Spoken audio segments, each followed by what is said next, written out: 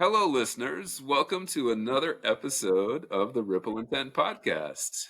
I am one of your hosts, John Grant, and with me, as always, is Kyle. Say hello, Kyle. Hello, welcome everybody. Glad you're here. So, for those of you who aren't yet aware, Ripple Intent is a nonprofit building a community of people who are looking to make work a better place.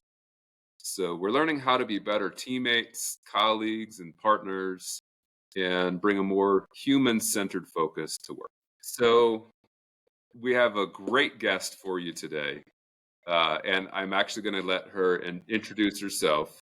I got acquainted with Jolie a few months ago, where she's done some fascinating research and has um, built a really interesting organization that honestly I'm fascinated with, and would love to have you talk about it today. Because Joe, you've told me you're bringing this sort of into the construction space, but honestly, this really applies to just humans in general at work. So, without further ado, Jolie Wills, please introduce yourself. Oh, hi. Thanks for having me.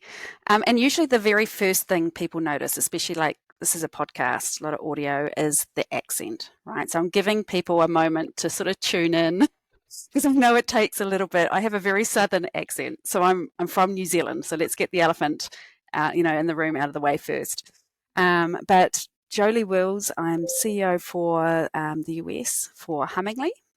And Hummingly is all about supporting leaders and teams to do big, hard, meaningful things, to do well, be well under pressure. And our background comes from disasters. So we tend to say our career has quite literally been a series of disasters, and we mean it in a way that is very literal. So we've worked in really large scale disasters. So I'm a cognitive scientist, so I'm really interested in the connection between stress and performance, and we've led and supported teams in the most incredibly stressful situations. And so it's all about how do we apply all of that science, learning, research, but in a way that's really useful. It's got to be practical, useful. It's got to work for any human, not just people who are into meditation, all of those things. So it's a big part of our challenge. Number one, meditation. That's where I took. So yes, I should start it. It works for some. It's a really important tool, but a lot of people will be like, not me. So, we've got to find things that work for everybody. For sure, for sure. Could you share, because I think I'm fascinated by it. Share a little bit more about your background. So you said you're a cognitive scientist dealing in disasters. Like, give us a little bit more of your backstory. How did Yeah. you How come did to this point? how did all that come about, right? Yeah. So I live in Denver, Colorado now, but I'm originally from Christchurch, New Zealand. And you may or may not be aware, we had a really large series of earthquakes, 2010 and 2011. And just to paint the picture a little, because I think it'll help with the rest of the story. But it was a 7.1 magnitude earthquake, followed by a whole series of aftershocks. And those aftershocks were life-threatening, and they could happen anytime, anywhere. So to give you a sense, one of those aftershocks claimed 185 lives. So for 5 years, we were a population in our city that lived under constant threat and uncertainty with 15,000 aftershocks. So at the time, I was leading a team of people who were supporting people in Christchurch, but also supporting a really long and complicated rebuild process for the city. So to give you an idea, 95% of the homes and apartments were damaged or destroyed. So to really help imagine that, just think about Denver and think about your city, your street, your neighborhood, and what that would mean if you had 95% of your homes or apartments damaged or destroyed.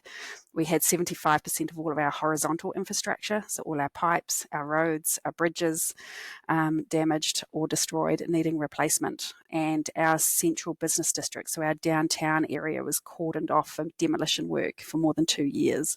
So just trying to imagine what that's like in Denver. It was a huge scale event. And for me, leading a team of people who were impacted and living it, a bit like we've had to over the last few years with COVID, They were impacted living it themselves, but they were supporting a community under incredible pressure through a rebuild. And our biggest challenge in doing the best we could for our community, knowing that this was going to be a really long process, was preventing burnout in the people who were on a real mission to do the best they could by their city. And that was our biggest challenge. How do we prevent burnout? How do we sustain people who are working under pressure? And that's where all this started. Wow. I mean, that sounds incredibly challenging, and I have a hard time wrapping my head around how difficult that must have been. So did we, to be honest. It took a long time for us to come to terms with it. Yeah. So tell us a little bit more of the story. So you go from that, right? Serious, like, how are we living through this major stressful long-term event or series of events?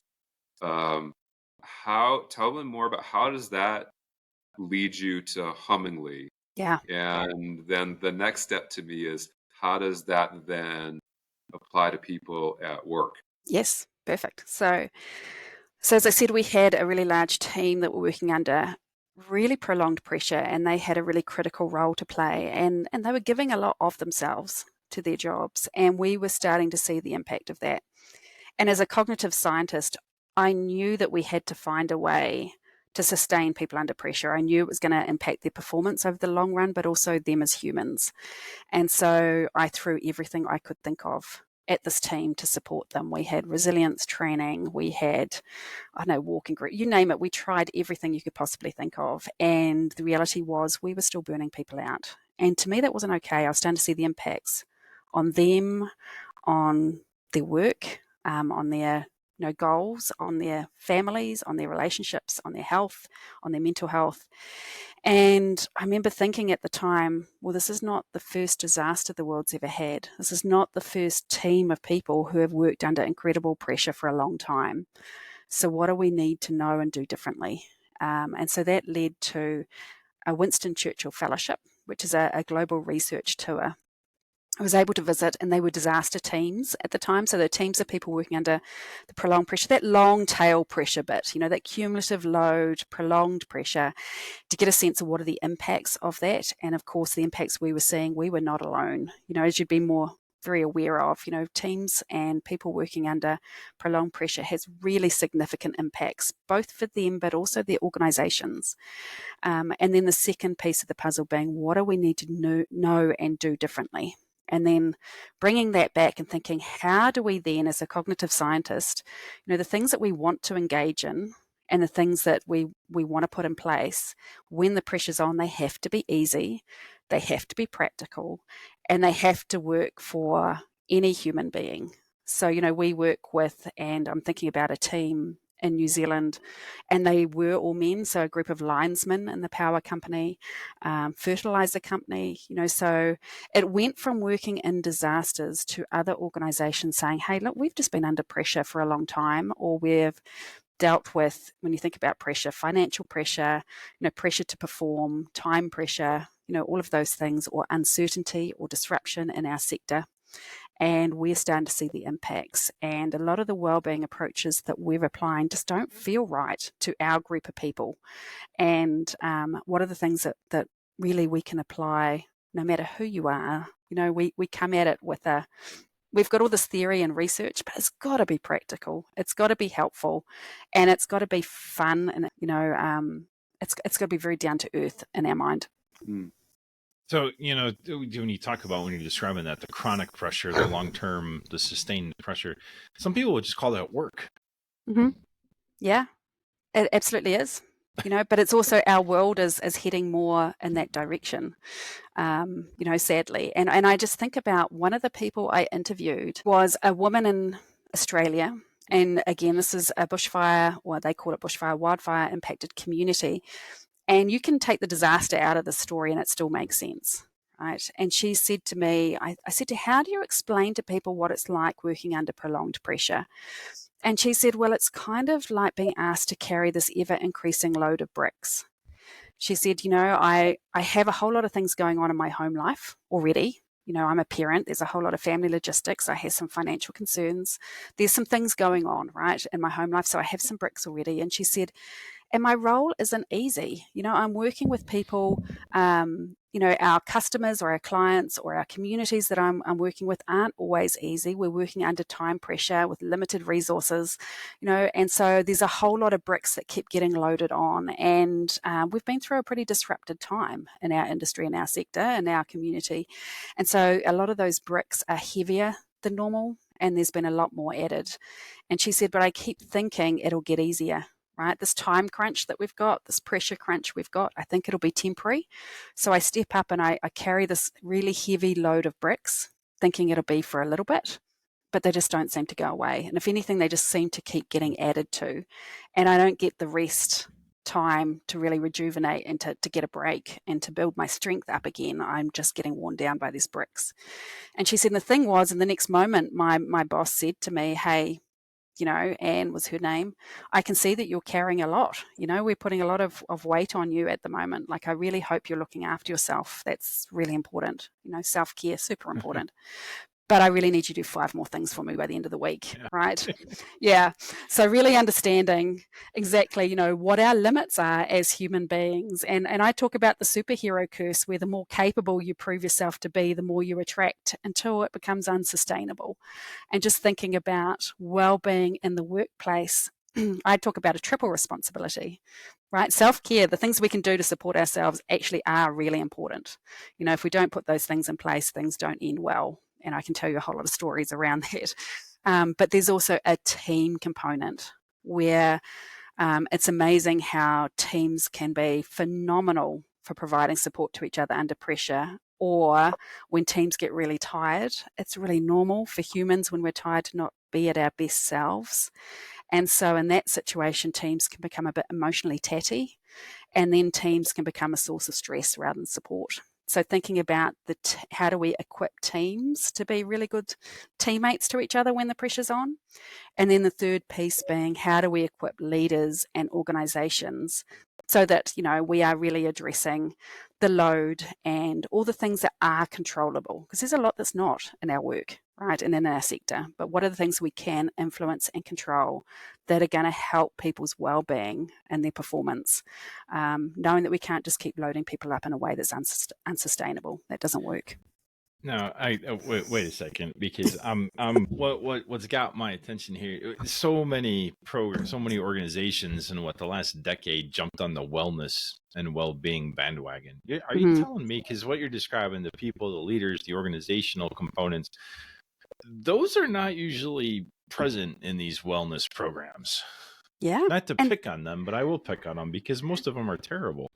They don't actually change behavior or impact anything. But I love it when your example of, make sure you're taking care of yourself. And by the way, here's more stuff to do. Yes. How often? I mean, that is so normal. It's like, work-life balance. I'm glad we talked about it. Now get back to work. Absolutely. Absolutely. And good on people for starting the conversation. It's not an easy thing as leaders to balance those things, right? But unless we really address some of the leadership challenges, how do we equip leaders? A lot of leaders are like, I am a technical expert. I got here because I know what it is I do in my sector. I'm really good at what I do. But leading people is not an easy thing, and people are often not equipped and supported to do that and to understand the human pieces that we need to know and appreciate. And so we step into that and we try with some conversations around wellbeing, but unless we start looking at it as a holistic approach with the individual, the team, and the organization, and it's actually not as hard as it sounds, right? There's some pieces that we can plug and play at all three levels. But if we don't really look at the leadership component or the organizational challenges, the things that are adding stress to people's load within the organization, then it's kind of like sending a canary into the coal mine. And when the canary falls off the perch saying, oh, we need a stronger canary, So people often say it's like gaslighting, like people are telling me to look after myself and that it's my issue when there's a lot of organizational stressors that we're not dealing to. And so I say it's not either or, it's and, right? We need to take care of ourselves individually and know how to put those things in place. We're not always very good at that. And the team piece and the thinking about what do leaders and organizations need to know and how do we make that really easy? Because leaders too are prone to burnout and they've been carrying a lot. Yeah. The carrying the stack of bricks, really, that spoke to me. I actually used to use two different analogies, and talking about with my wife. I'm like, oh, this is just there's a wave. I'm under a tidal wave at the moment. Once it passes, we'll be okay. But then the space between the waves Yes. got smaller and smaller and smaller. And so it just became constant. And then I was Yeah. like, oh, geez, maybe I'm just underwater. Yeah. The wave didn't pass. It's one wave, Yeah. that or is the roller coaster. And I'm like, Yeah. the ride will be done shortly and it'll be okay. But now it's turned out it's never stopped. Yeah. It's the same thing. And that's the challenge, right? I think as leaders, we can equip and support our people to find grit when they need it and to step up and perform under pressure. Like, I don't think well-being is about not having those pressure points, but it's around how do we sustain people in that kind of environment and working in that, way out of our comfort zone, in that where we're drawing really heavily on our body's resources in that stress zone.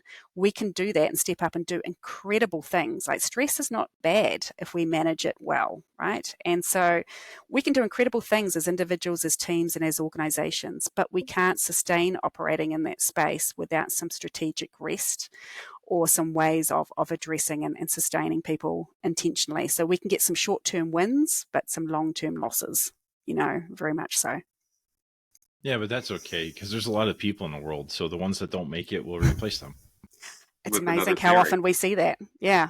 It's Right. It's not a winning approach, but it's amazing how often we see that. Yeah. It's interesting your focus, because you keep bringing up the leader burnout piece, and I don't think that's something that people often think about by any means. So sure, staff and frontline are going to burn out, and that's what the leader's job is, to manage that. But the fact that the leader can burn out, Yeah. that the leader Absolutely. can experience sustained and chronic stress and pressure, that's a bit of a foreign concept. There's so much more being asked of leaders, right? And so we get a lot of people say to us, look, I'm not a psychologist. How am I meant to have these conversations with our people? And firstly, you don't need to be a psychologist, right? There's some really easy tools and frameworks and ways that you can have conversations and support your people. But it's not something that people feel comfortable in, because that's not where their training came from. It's not where they feel proficient. It's outside their comfort zone, and they're already juggling a lot as leaders, and it's been a rough, long stretch for them as well. So just acknowledging that, I think, is important. So what does that actually look like, though?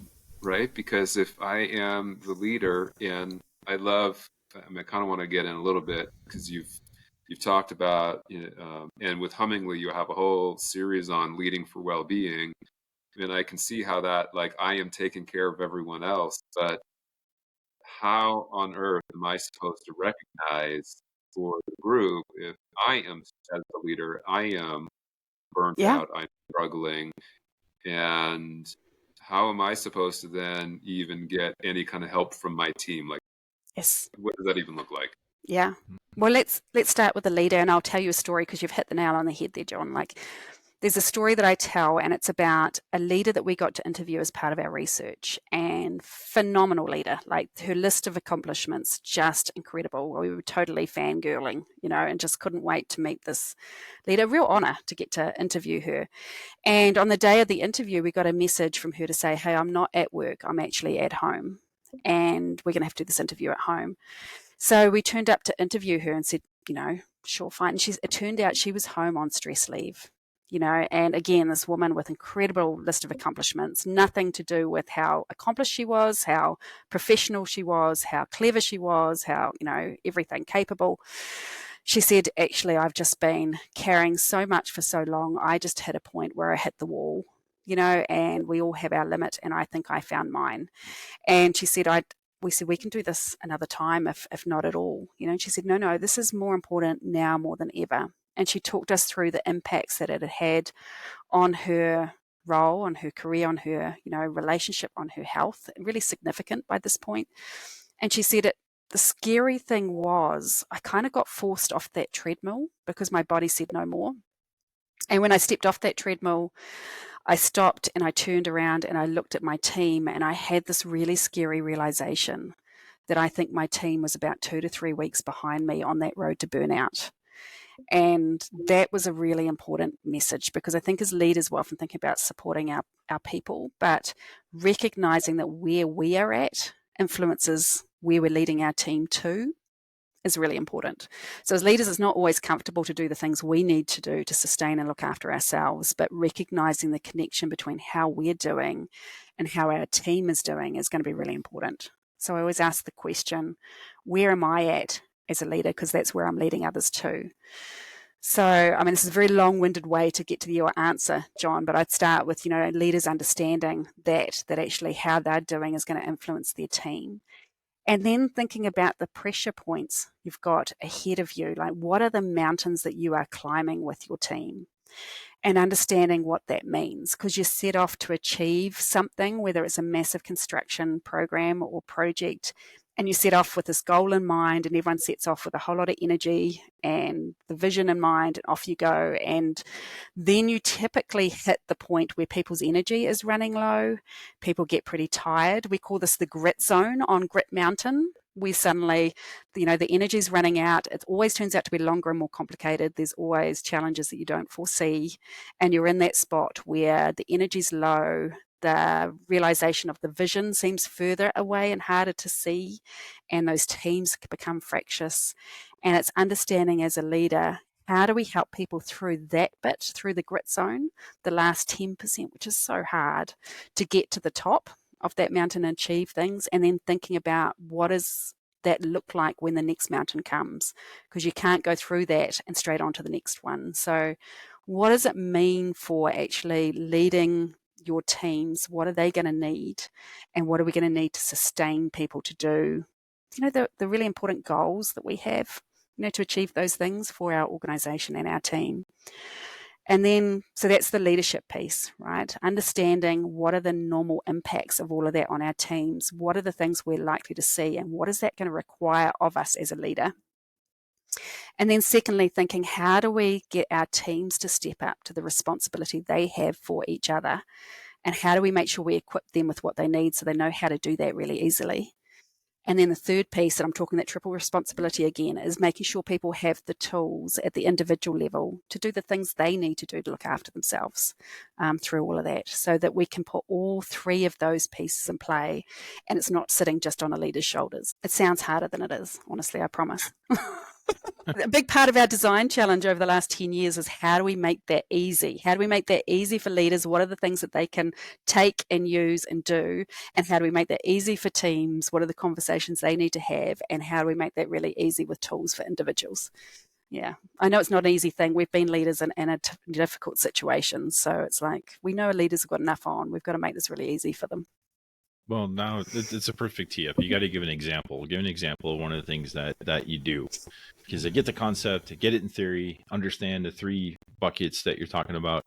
So what's a great example of one of the things that you do? Yeah, so we've got workshops that take leaders through, okay, what are the things that you need to know and understand as you go, taking a team up that grit mountain. So what are the things going to help get there? And it's often in that point when everybody's tired that we become very focused on the tasks, right? We're just grinding at that point. And it's then as a leader that we really need to be clear about, well, what is everything that people are doing right now contributes to the bigger goal, the bigger vision. And it's not there at that point that we often remember to make that clear. So our vision and our goal and why we are doing what we're doing becomes even more important. So to give you an example, in Christchurch, you had the horizontal infrastructure. Remember, I talked about all of that, the roads, the bridges, the pipes. 75% of the city impacted. So it meant that you couldn't even rebuild the buildings for a lot of the areas until those things were sorted first.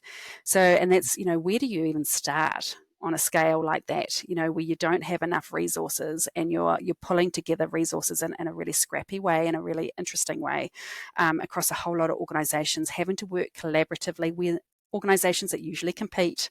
So there was this got to compete, but also collaborate. So all sorts of interesting dynamics going on. And knowing that they had to find a way to sustain people, that this was going to be a really hard, long project. One of the things those engineers did, and we worked really closely with them, was to really get focused on the actual goal and the vision, right? Especially when things got really tough. And so for them, that goal and vision was, this isn't about replacing the pipes. This isn't about replacing the roads. I mean, our project plans all look like that, but at the end of the day, this is a people project. This is about returning a community. This is about the function for them. It's not a pipes and roads project. This is a people project. And so they were very clear about painting that vision, and pulling people through that grit zone with that bigger vision that people could buy into when they were tired. So there's one example. Another example at the team level is thinking about, how well do we really know what each of us needs under pressure? So Kyle, when the pressure's really on, what does that look like for you? You know, maybe you get snappy. Maybe you kind of like are normally quite a jokester and you get really quiet, right? Like, what are the things each of us probably look a bit different? And when we see that as your teammates, acknowledging, and we've got to have this conversation around stress, where if you're human, you're going to hit those points, right? This isn't I've had people say, I don't get stressed. And then the team will kind of go, didn't you just have a triple bypass, or that intervention where your friends, you know, whatever. So, acknowledging that we all hit that stress point and that overload point, you know, and what does that look like for each of us in a team? And then what do we need from our teammates when we notice that in each other? So, Kyle, you might need space. Jon, you might need a joke and distraction. But we often get it wrong by applying the thing that's helpful to us to someone else, and that just makes it worse. So just having those really simple conversations in a team around, yeah, okay, so if you're seeing that I'm getting a bit quiet, maybe I just need a bit of space, right? Don't come at me with 3 more things to do today, or just knowing that about each other, and we start to be much more aware around, as teammates, how we can support each other in a way that's helpful. So you're talking about some very human-centric conversations. Like, Yeah. when you get stressed, what happens? What do you do? How's your behavior change? How do your interactions change? And then the important question I heard was, what do you need to do to recharge? What do you need to do to get back to a level of functioning that's not, like Jon, you were saying before, where you're not constantly under the water? Absolutely. So there's that individual piece. What do you need, but also what do you need from your teammates, or not need, right? Like, right. I might be, or I might be, hey, you know, a hug would be great. And honestly, I'm married to an engineer. Hug him under pressure, that's not a good idea, right? So it's just kind of knowing those things too around each other really helps in a team. Let the computer program finish its sequence, and then you can talk. Yeah. It's awesome. Yeah, it's amazing how we miss the opportunity regularly to have this conversation. What do you all need, and what do you need from us? And then being respectful of that. What you may need may completely be different than what someone else needs. Yeah, absolutely. And recognize, but we try so hard, and I'll go back and pick on the wellness programs again. We try so hard to fix all that stuff into one little box. Yes. The one size fits all for everybody. Sure, everyone should just take a breath and walk around the office for 5 minutes. Okay, good job. You get 5 points towards your goal and moving on. Yeah. It's like, well, that's not really what we all need, but okay. No, and that was a big part of our struggle, right? You know, you've got things that are either one size fits all approach, or they just do not really reflect the kind of pressured environment you're working in where performance is a thing, right? We have to get things done. So it's not just about stopping and resting and recharging. We have to do that.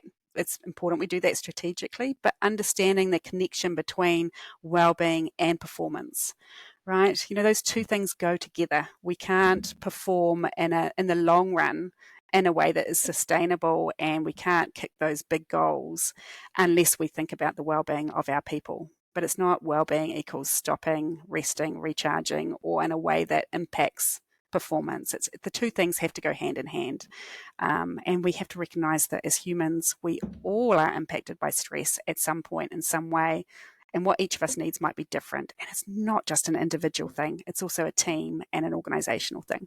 So many things rolling through my head all at the same time. I think it sounds really simple, right? Like, when do you on your team ever stop to say, you know, it's a vulnerable conversation to a certain extent to go, here's what you might see if I'm getting overwhelmed, and here's what I need from you. Maybe to keep me from getting overwhelmed, but also to help me recover, right? Like, what an amazing conversation to be able to have with the team. Yeah. And sometimes that takes a bit of building towards, right? Not every team's going to be comfortable having, you might have to have that conversation a few times, right? And you've got to think about, what does that look like with your people? How do you have that conversation? Because, we call them blokes in New Zealand, right? We are rugby playing, pretty, you've got to have a bit of fun with that conversation sometimes and set it up well. Yeah. But it's an important one.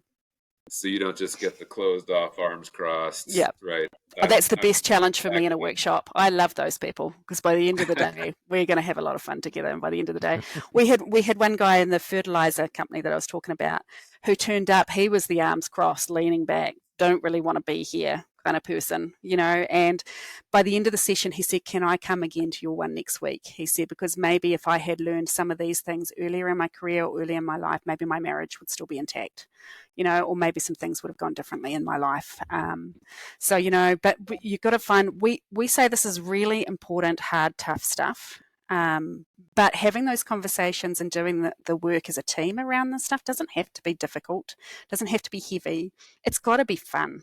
Like we try and bring the humor and levity to some of the stuff, because we don't need more heavy stuff when the pressure's on. Yeah, we can have some fun with it. We're not precious. Yeah. Yeah. Well, and I like that idea too. We've kind of run across that, right? So we all, it could be even team. You get so task focused, right? Like, what are you trying to accomplish? Is it the task or how you took it? Is there a higher vision? So like, right, what if the thing we're trying to accomplish as a team of people is making sure each other is whole at the end of the duration that we're together? Absolutely. Right? Yeah. The day, the week, the project, whatever the case may be. And the task is just a side result. The task is the task, it's going to happen. And honestly, no matter what you do, it's a people project, right? Yeah. Whether you're doing it for you're building, constructing somebody, like who is the end goal? Who are the end people who are going to use it? Like it's a people project. You're doing it for them. And to do this well, your greatest asset, your greatest tool, we're taught to look after our tools, right? Our greatest tool and our greatest asset is our people. And we want them to be in a really good space to be able to do great things, and to go home and safely. And safely means well in all respects. Oh, I love that. I love that.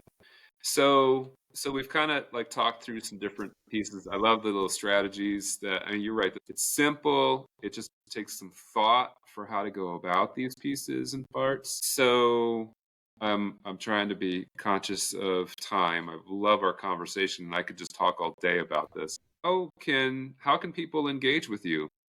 Yeah. So we have a website. It's hummingly.co. Yeah, or connect with me on LinkedIn. But yeah, we are always keen to help. We're all about supporting really good people, trying to achieve things that are hard, right? And so yeah, we're here to help wherever we can. Was that the accent, or is it hummingly.co, not .co. .com? It is .co. Oh, okay. Yeah. Perfect. Thank you. Like just Colorado. Sure. All right. Yeah, it's quite fitting, really. It absolutely is. Yeah. Sorry for those outside Colorado. We're a little bit Colorado-centric group. We support you too. Wherever you may be. Yeah. But you're definitely missing something. But don't come here. Don't stay. You don't want to live here. We got enough people. We're good. Yeah, I'm one of those. Sorry about that. You're here now. Now we can close the door. There you go. So awesome. Well, Jolie, thank you for coming in and talking with us. This has been a great conversation, and I love the change in mindset. It certainly, gives me some positive things to take away and to go try. So I've been fascinated, from our conversations and just love going through this for our listeners here today. So thank you very much. No, I appreciate you having me, and I appreciate the focus you have on the people in your sector. It's just so important. Absolutely. Oh, thank you. Appreciate you being here. And listeners, thanks for joining us. You can connect, as Jolie mentioned. She has a website on LinkedIn. Reach out to Kyle and I on LinkedIn. And if you'd like to join us at one of our Ripple Intent events in person, check out our website, rippleintent.org. Go to the events page. We have a breakfast club in a town near you, or you can join us at our annual symposium. And we look forward to seeing you on the next episode. That's very sweet to consider some of the places where we have breakfast clubs as towns. I like that. At a town near you. Well said. Well said. Exactly. It could be a city. I mean, a village. It could be a village too. I chose town. I thought that was very appropriate. It very is. I'm gonna enjoy that as we go to the town of Baltimore. I'm gonna keep that in mind. I like it. See you on the next one.